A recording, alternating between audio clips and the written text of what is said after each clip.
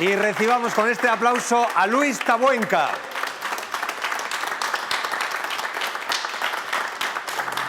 Luis, amigo, bienvenido. Un auténtico placer. Bueno, lo primero, decir una cosa a nuestro público. Probablemente digan, a mí este chico no me suena, ¿vale? Luis, tú eres músico, pero ojo, eres un pedazo de músico. Bueno, no sé.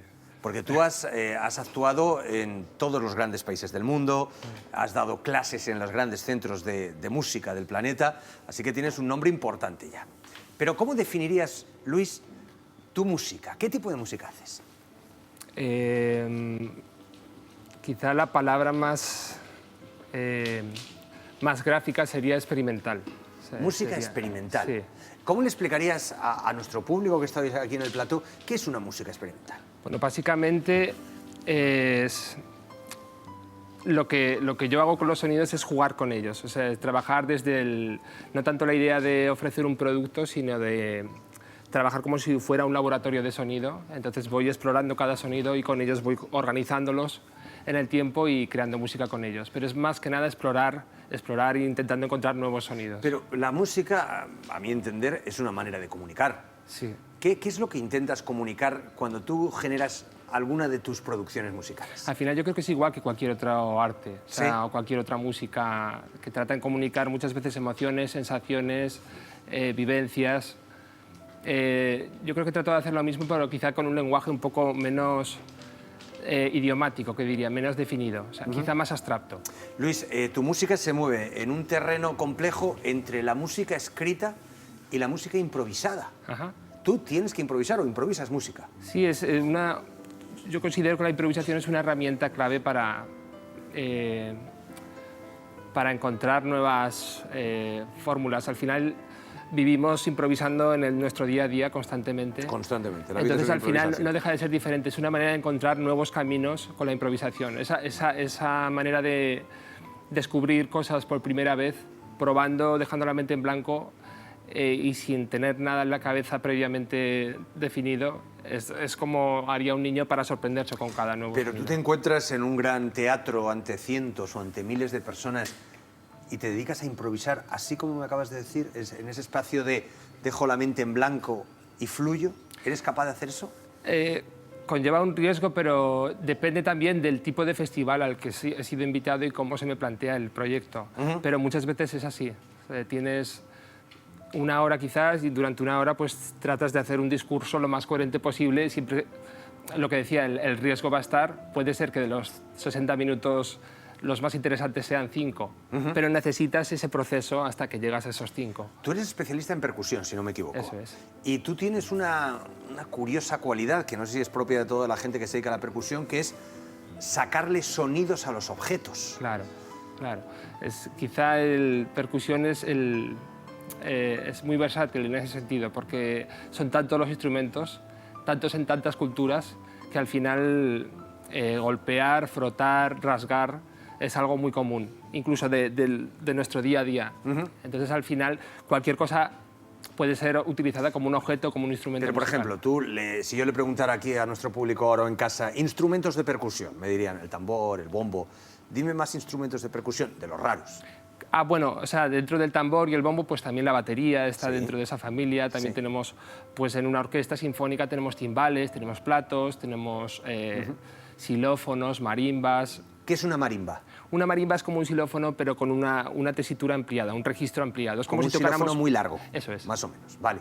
Pero ¿a qué le has sacado? Yo me refería, aparte de estos, Más raros, te refieres. más raros, sí, por ejemplo. Pues raros, al final, yo lo que trato muchas veces es de pensar en un instrumento como si fuera una herramienta o como si fuera un objeto, Sí. pensando que cualquier objeto es susceptible de ser un instrumento musical. Sí. Entonces, igual me da un instrumento que pueda ser qué sonidos puedo sacar de una silla o de... Tú le has sacado sonidos a una silla. Claro, una silla, una rueda de bicicleta o quizás cualquier objeto de una cocina, cualquier utensilio, o si no ya inventar nuevos instrumentos. Mira, o sea que le podemos decir a las señoras y a los señores que están aquí que de su cocina pueden obtener percusión. Seguro que sí. De la Pueden hacer una cafetera, gran de la orquesta. placa. Ven para acá, Luis, porque tenemos aquí un tinglao montado, un extraño tinglao, que antes de que te pongas a actuar me gustaría que me dijeras en qué consiste, porque creo que tienes que preparar algo además, ¿no? Sí, bueno, básicamente... Cuando quieras vas preparándolo y nos lo vas contando. Sí, básicamente esto es una estructura metálica Sí. Que solo, en este caso, hoy solo lo voy a emplear para sujetar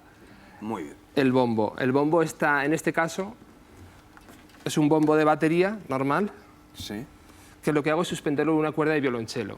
Muy bien. Este Perfecto. instrumento, también hay que decirlo, no lo he inventado yo. Este instrumento ya existía de antes. Sí. Y bueno, básicamente es un monocordo. Me o dice sea, mi compañero de arriba que se llama bombonchelo.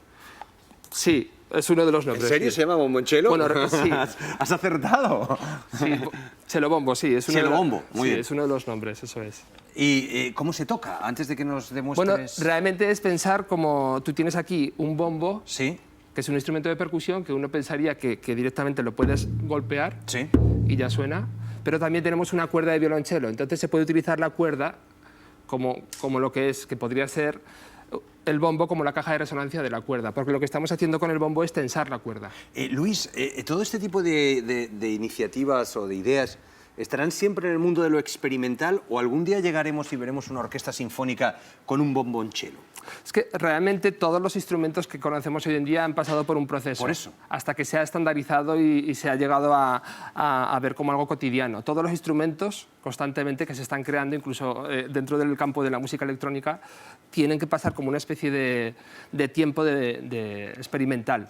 Este, por ejemplo, has dicho que no lo has inventado tú, pero un instrumento inventado por ti, ¿existe? Sí, o sea, yo no les pongo nombres, también te Sí. lo digo. Entonces, lo que sí que hago es coger objetos, lo que principalmente uso yo mucho es coger objetos que se utilizan para otras cosas que no son musicales y los reutilizo dentro de la música. Los incorporo. En el caso de la rueda lo que hago es afinar los radios.